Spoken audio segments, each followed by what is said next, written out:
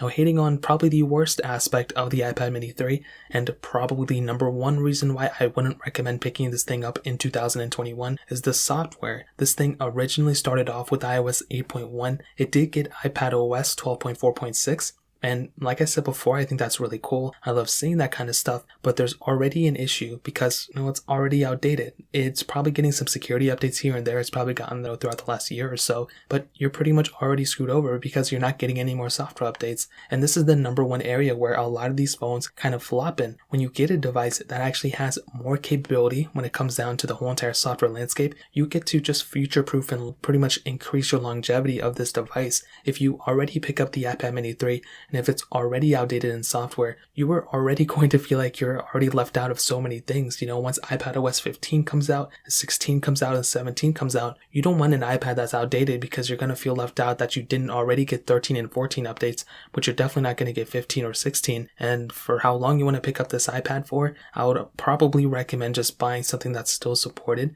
And I'm not even talking about like getting an iPad mini 4. I would recommend at that point getting an iPad mini 5 or some other iPad, maybe an iPad Air 3, some of those iPads that are still going to be getting software updates. And this is the one area, I think this is the most important area where I would probably recommend people, especially somebody who is planning on keeping this iPad for more than a year, to actually recommend buying something that's a little bit more future-proof. You don't have to buy the latest iPad, but buying something that maybe is just like one generation old, if you can afford it, the iPad Pro 2018, maybe the iPad 10.5 inch, the iPad Pro 10.5 inch, the iPad Air 3, one of those type of iPads are going to future-proof yourself a little bit more than this thing. So that's kind of what I would say in this case. That's kind of what I'm thinking. So, however, I will say a really good thing about this device is the battery life. It does have a 6,470 mAh battery. That's actually a pretty good size battery to have on this thing. So I think that's a pro for it. It's definitely not a crazy big size battery for an iPad mini, but I think it's actually pretty good for the most part. So in terms of that pretty much covers up probably the best thing about this iPad, which is the battery, and one of the probably the worst thing about this iPad, which is the software. So in terms of that pretty much covers it up. Now,